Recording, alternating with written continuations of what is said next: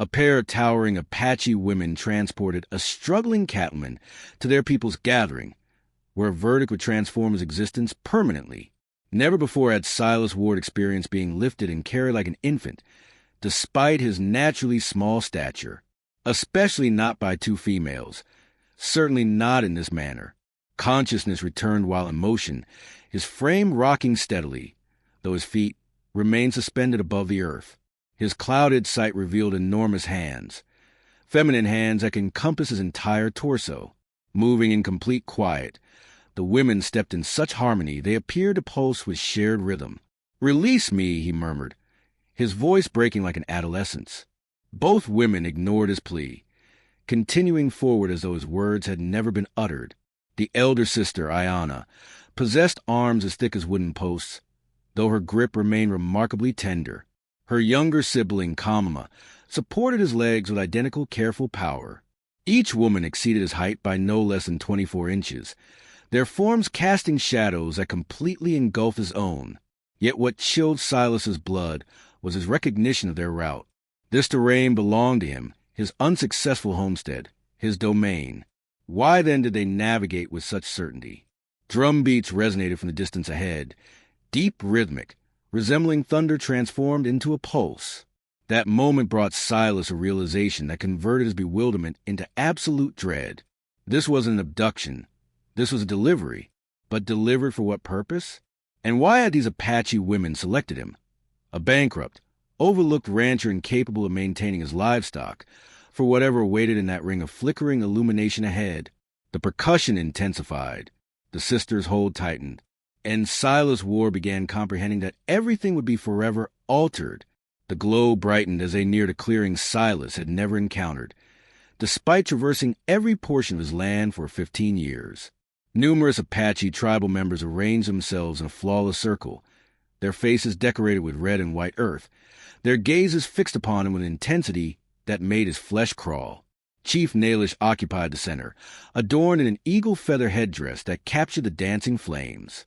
His lined face revealed no feeling as the sisters carefully positioned Silas upright before the gathered council. "Ayana, Kamama." The chief's voice traveled through the stillness like faraway thunder. "You have delivered him." Silas's limbs shook beneath him. These weren't the defeated Apache he'd heard other ranchers describe, impoverished, conquered people confined to reservations. These men and women emanated a silent strength that made him feel like a child who had strayed into forbidden territory. "I cannot comprehend," Silas whispered, his voice nearly inaudible. "What is your purpose with me?" Ayana moved forward, her imposing figure obscuring half the firelight. Her English was flawless when she spoke, her accent barely detectable. 3 lunar cycles passed, my sister and I reached a conclusion. We observed you, Silas Ward. We witnessed your treatment of your beasts when you believed yourself unobserved.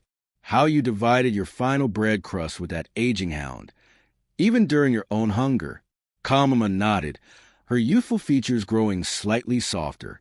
We observed your tears when forced to sell your mount for medicine for Mrs. Henderson's ailing child.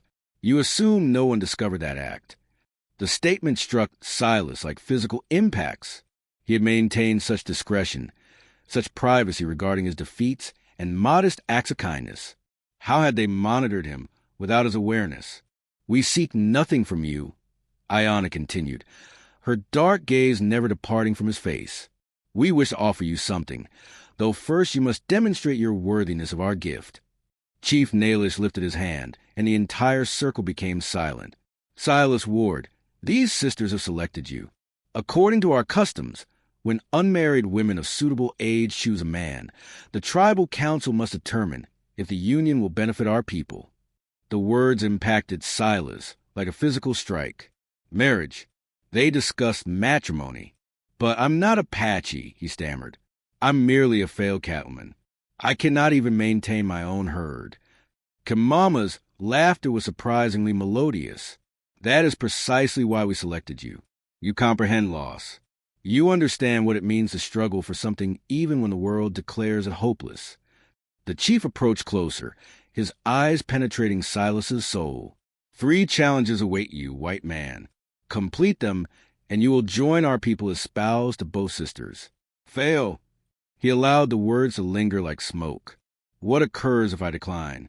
Silas asked, though his voice emerged as barely a whisper. The chief smiled, though it contained no warmth. Then you return to your vacant ranch, living your remaining days knowing you discarded the sole opportunity for happiness you will ever possess. Silas's mouth became parched as sand. Marriage to both sisters? The notion seemed impossible. Yet the gravely serious expression surrounding the fire indicated this was no jest. I require time for consideration, he said, his voice cracking. Time is a privilege you lack. Chief Nalish responded. The initial challenge commences now. 2 young Apache men advance, carrying what appeared to be a wooden rod approximately 6 feet in length. They positioned it on the earth between Silas and the sisters. This is the strength challenge, the chief proclaimed. You must fracture this rod using only your hands. It was hewn from a heartwood of an oak that has endured 40 winters. Silas stared at the thick wooden pole, easily 4 inches in diameter, solid and unyielding. He had witnessed strong men attempt to break smaller oak pieces and fail miserably. That's impossible, he breathed. Ayana stepped nearer, her voice dropping to a whisper only he could perceive. Observe our people, Silas. Truly observe them. Against his better judgment, Silas examined the circle of faces. Then he noticed it. The way their eyes followed Ayana and Kamama with a combination of respect and fear. These sisters weren't merely tall women. They were leaders, warriors, their tribe's protectors. You're requesting I marry the 2 most influential women in your entire community? He realized aloud. Kamama's smile was gentle yet fierce. Now you comprehend the significance of what we offer. Power, protection, purpose. But only if you prove capable of bearing that weight. Silas knelt beside the staff, running his palms along its smooth surface. His hands were already perspiring. Around him, the tribal members began a low chant, their voices creating a rhythmic background that seemed to pulse with the firelight. He thought about his empty homestead, his deceased cattle, his creditors who would arrive within the month. He thought about Boone Carter, the wealthy rancher who had humiliated him before the entire town just last week, calling him the most pathetic excuse for a cowboy in the territory. But mostly, he thought about how Ayana and Kamama had carried him. Not like a captive, but like something precious requiring protection. Drawing a deep breath, Silas gripped both ends of the staff and raised it overhead. The wood was heavier than anticipated, seasoned and dense as iron. He could sense every person's eyes burning into him. You cannot force your way through this challenge, Ayana said quietly. Strength without wisdom is merely destruction. Then how? Silas began to ask, but Kamama interrupted him. Locate the weakness. Every strong thing has one place where it will break if you know where to look. Silas examined the staff more carefully, running his fingers along every inch. There, about 2/3 down, was a tiny knot in the wood, barely visible in the flickering light, a flaw where a branch had once grown. He positioned his hands on either side of the knot and pressed downward, using his knee as a fulcrum. The wood groaned under the pressure, but held. Sweat dripped into his eyes as he strained against the staff. The chanting grew louder, more urgent. He could hear his own heartbeat pounding in his ears. Then, with a crack that echoed across the clearing like a gunshot, the staff split in 2. The silence that followed was deafening. Chief Nalish nodded slowly. 1 challenge complete, 2 remain. But as Silas looked up, breathing hard, he noticed something that made his blood turn cold. Not everyone in the circle was celebrating his success. 3 Apache warriors sat motionless on the far side of the circle, their faces carved from stone. The largest among them, a man with scars covering his left cheek, leaned forward and spoke in rapid Apache to Chief Nalish. The chief's expression darkened as he listened. When the scarred warrior finished, Nalish turned back to Silas with troubled eyes. Tejo speaks to those who question this union, the chief said slowly. He asks why we should welcome a white man who cannot even protect his own livestock. He says you will weaken our bloodline. Silas felt heat rise in his cheeks. The humiliation of his failed ranch followed him everywhere, even here. Ayana stepped between Silas and Tejo, her voice cutting through the tension like a blade. My sister and I have made our choice. The challenges will prove his worth, not the words of bitter men. Teho stood, his massive frame rivaling even Ayana's impressive height. When he spoke English, his accent was thick, but his meaning crystal clear. This white dog will fail before the night ends. Then you will see him for what he truly is, weak, unworthy. Kamama moved to stand beside her sister, and Silas watched in fascination as the two women seemed to grow even larger in their shared defiance. The firelight danced across their determined faces, and he felt something stir in his chest, not fear but admiration. "The second challenge," Chief Nalish announced, raising his voice above the murmur of heated discussions around the circle. "The challenge of wisdom." An elderly Apache woman emerged from the shadows, carrying a leather pouch. She approached Silas and emptied its contents onto the ground before him. Dozens of small bones, stones, and pieces of carved wood. "These are the sacred storytelling pieces of our people," the chief explained. "Each symbol represents part of our history, our beliefs, our way of life. You must arrange them to tell a story that shows you understand what it means to be Apache." Silas stared at the scattered objects, his heart sinking. How could he possibly understand their culture well enough to pass this test? He was an outsider, a failed rancher who barely understood his own heritage, let alone theirs.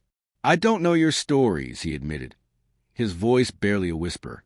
Kamama knelt beside him, her voice so soft only he could hear. "Then tell our story, the one that brought you here tonight." "What do you mean?" "The story of two sisters who saw something worth saving in a man the world had given up on."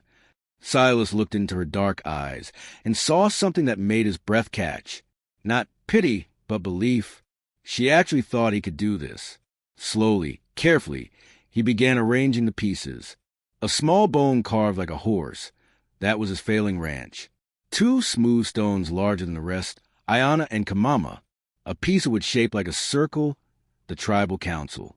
As he worked, he became aware of absolute silence around the fire. Even Teho had stopped his muttering to watch. "My story begins with loss," Silas said, his voice growing stronger as he continued placing pieces. "A man who thought he had nothing left to give, discovered by two women who saw strength where others saw only failure." He paused, his hand hovering over a small eagle feather carved from bone. "But some stories," he continued, glancing up at Teo's hostile glare, "are still being written." The scarred warrior's eyes narrowed dangerously. "And some men," Teo said in a voice like grinding stone, "are not meant to live long enough to finish their stories." The threat hung in the air like smoke from a dying fire. Silas felt every muscle in his body tense, but he forced himself to continue arranging the sacred pieces with steady hands.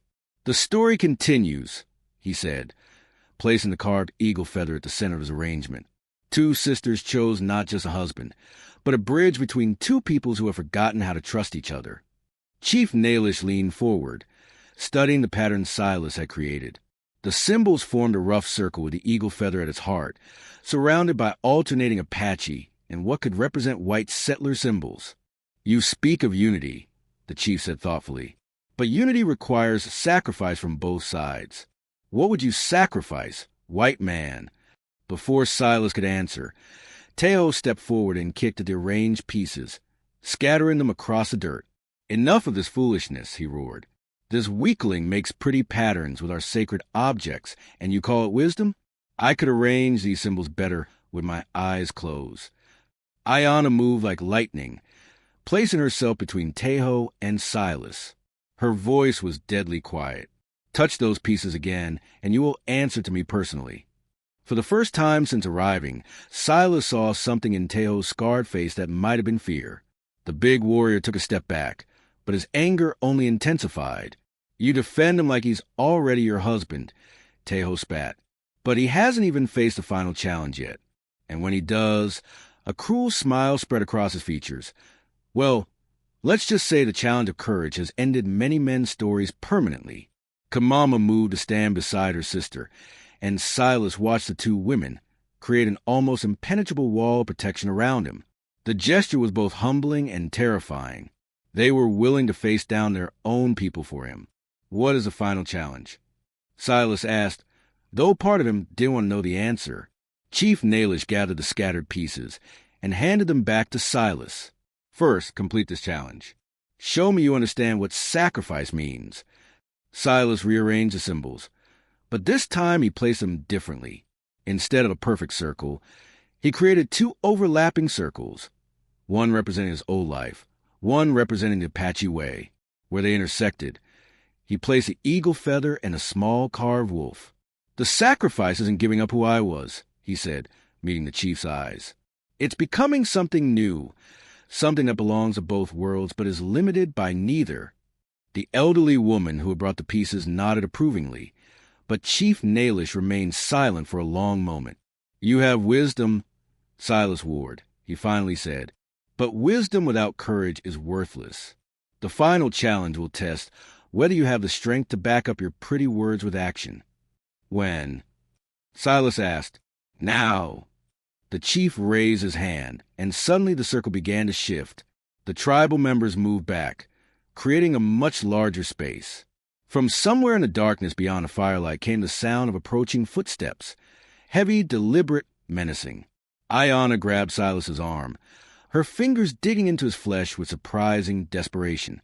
Listen to me, she whispered urgently. In the challenge of courage, you cannot show mercy. If you hesitate, if you show weakness for even a moment, you will die. Do you understand?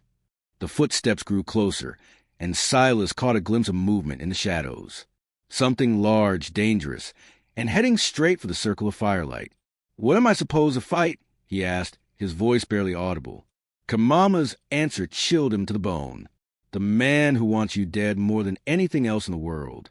From the darkness beyond the firelight stepped Boone Carter, the wealthy rancher who had made Silas's life a living hell for the past 2 years.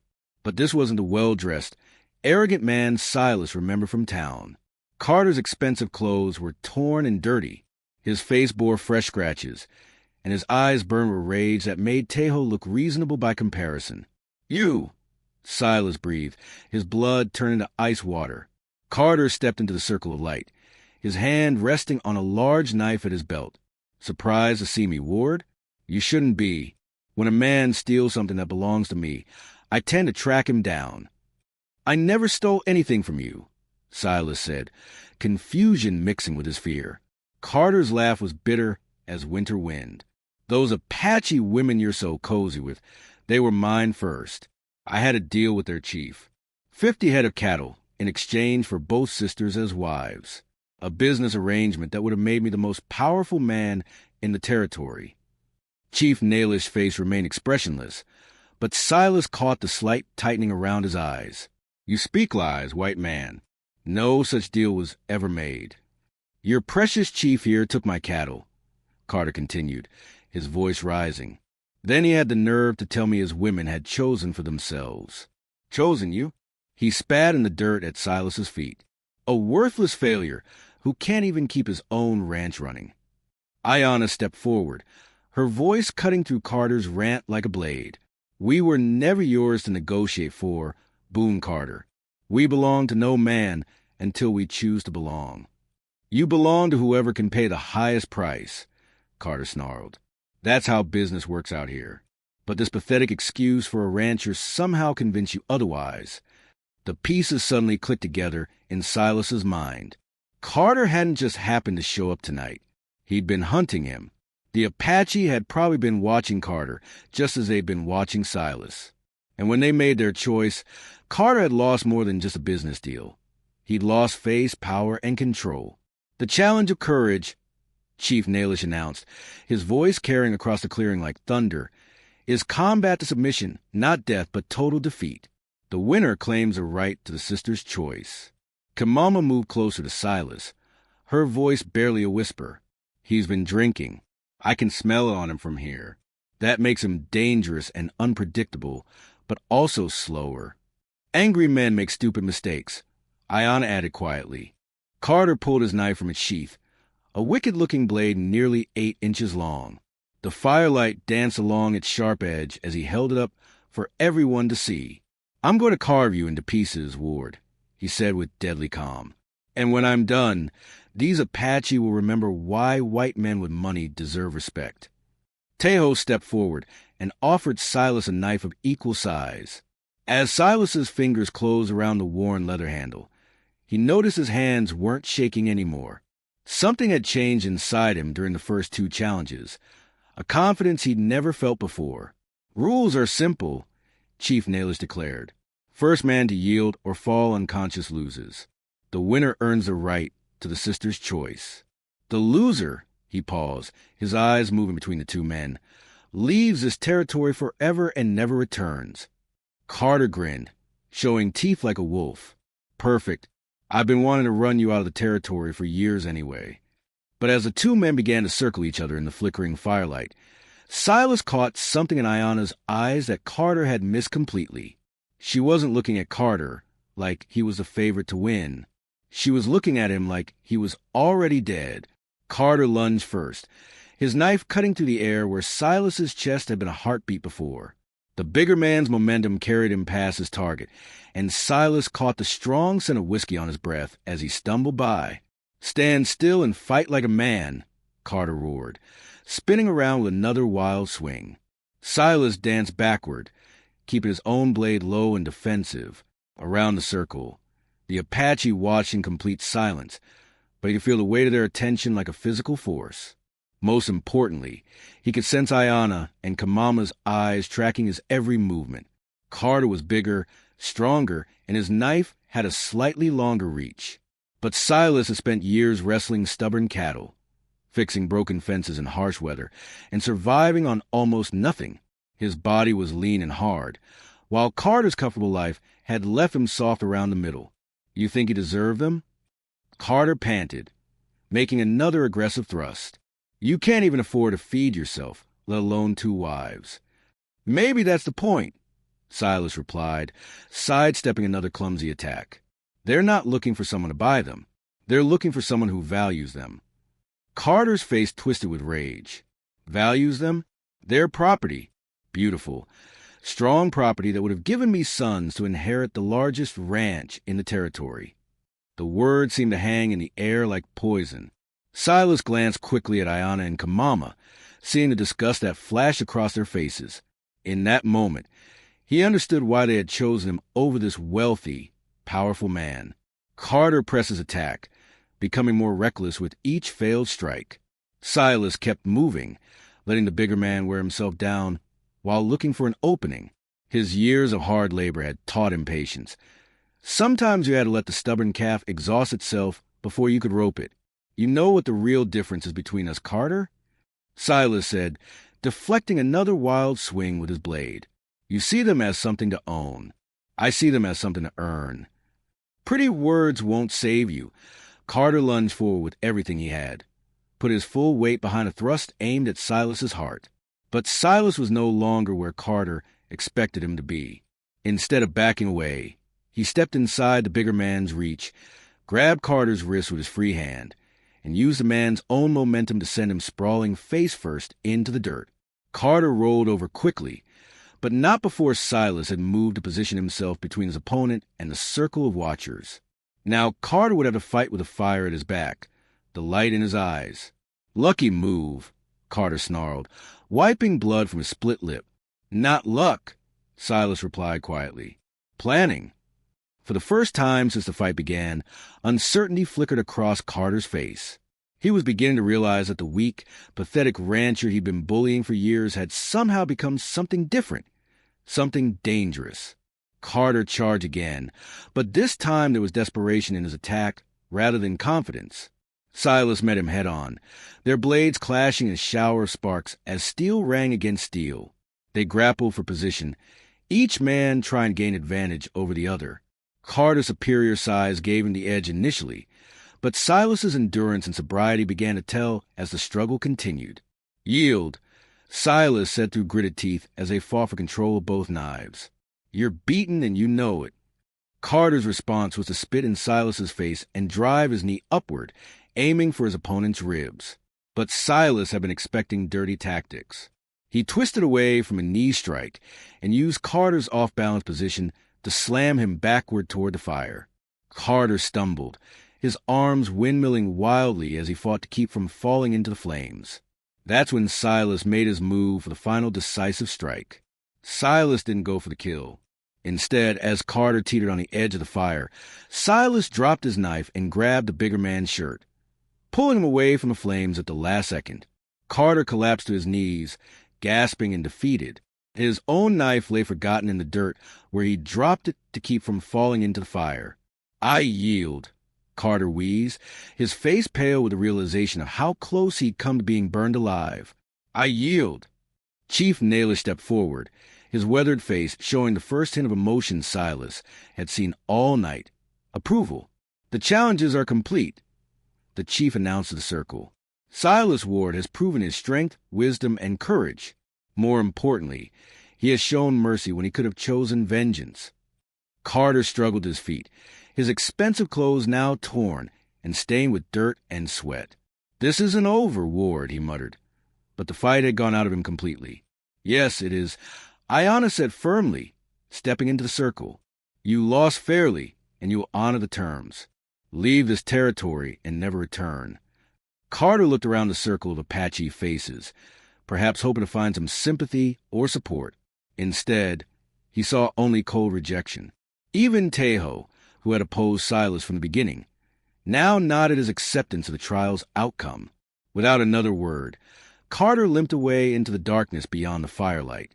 The sound of his retreating footsteps gradually faded, until only the crackling of the fire and the whisper of night wind remained. Kamama approached Silas, her dark eyes shining with something that made his heart race. "You spared his life when you could have let him burn," she said softly. "That tells us everything we need to know about the man we chose." Ayana joined her sister, and together they stood before Silas as Chief Nailish began speaking in rapid Apache to the assembled tribal members. When he finished, he switched back to English. "In our tradition, when two sisters choose the same husband, it signifies that their spirits have recognized a man capable of great love and great responsibility. Silas Ward, are you prepared to accept not just marriage, but adoption into our people?" Silas looked around the circle of faces that had been hostile or skeptical just hours earlier. Now he saw acceptance, respect, and even warmth in their expressions. These people were offering him something he'd never had: a family, a community, a place where he belonged. "I am," he said, his voice stronger than it had ever been. The chief smiled, the first genuine smile Silas had seen from him, then let the ceremony begin. What followed was unlike anything Silas had ever witnessed. The tribal members began a complex dance around the fire, their movements synchronized and graceful. Ayana and Kamama led him to a spot near the flames where 3 woven mats had been placed on the ground. "Kneel," Kamama whispered, her hand gentle on his arm. As Silas knelt on the center mat, the sisters took their places on either side of him. Chief Nailish approached, carrying a small clay bowl filled with what looked like red paint. "This is the marking of unity," the chief explained, dipping his finger into the bowl.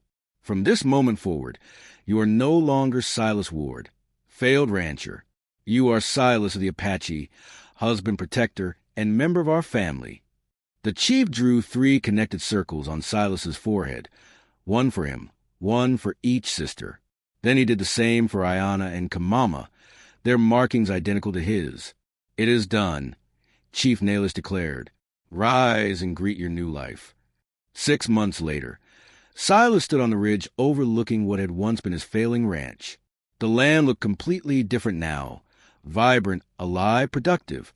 Apache families had moved onto property, bringing with them knowledge of farming techniques that worked with the harsh landscape rather than against it. Where his old rotting barn had stood, there was now a proper corral filled with healthy horses. The fields that had been barren and cracked now grew corn, beans, and squash using traditional Apache planting methods that conserve water and enrich the soil. But the most remarkable change wasn't in the land. It was in himself. Ayana appeared beside him, her hand finding his with the easy familiarity of true partnership. "The cattle arrived this morning," she said, her voice carrying the satisfaction of a plan coming together. 40 head, just like we discussed with the traders." Silas nodded, marveling at how different this felt from his desperate attempts to maintain livestock alone. Now he had the backing of an entire community. people who knew how to make things work in this unforgiving territory. "Where's Kamama?" he asked, teaching the children how to read. Ayana replied with a smile. She says, "If our people are going to deal with white traders and government officials, they need to understand their written words as well as their spoken lies." The transformation hadn't been easy. Learning Apache customs, language, and ways of thinking had challenged Silas in ways he'd never imagined. But unlike his previous struggles as a lone rancher, this challenge came with support, guidance, and purpose. More importantly, it came with love. Both sisters had brought different gifts to their union. Ayana was a strategist, the planner who could see months ahead and position their community for success. Kamama was a heart, the one who could read people's emotions and motivations, ensuring that their growing influence was used wisely. Together, the three of them had become something none of them could have been alone, a bridge between two worlds that desperately needed to understand each other. "Silas," Ayana said, using his Apache name, Nishoba, which meant wolf, "do you ever regret the choice you made that night?" He considered the question seriously, looking out over the thriving community they'd built together. No more sleepless nights worrying about creditors. No more humiliation from men like Boone Carter. No more crushing loneliness. "How can I regret the best decision I never actually made?" he replied. "You and Kamama chose me, remember? I just had the sense not to run away." Ayana laughed, the sound rich and warm. "We chose well." Footsteps approached from behind them, and Kamama joined them on the ridge. "The council meeting is ready to begin," she announced. "The territorial representatives are here to discuss the new trade agreements." Silas took a deep breath, preparing to step into his role as cultural liaison, a position that would have been impossible 6 months ago when he was just a failed rancher with nothing to offer. Now he was Nishoba the Apache, husband to 2 remarkable women, and a man whose life had been transformed completely by their faith in him. As they walked back toward the council meeting together, Silas realized that sometimes the greatest changes in life come not from what you gain, but from finally understanding what you were always meant to be. The 2 giant Apache sisters hadn't just carried him to their tribal council that night. They had carried him home. If you enjoyed this story, click the video on your screen now to watch another unforgettable tale where destiny and courage collide in ways you never expected. Don't forget to subscribe and consider a super chat to help us keep bringing you more stories like these. Your support means everything to us.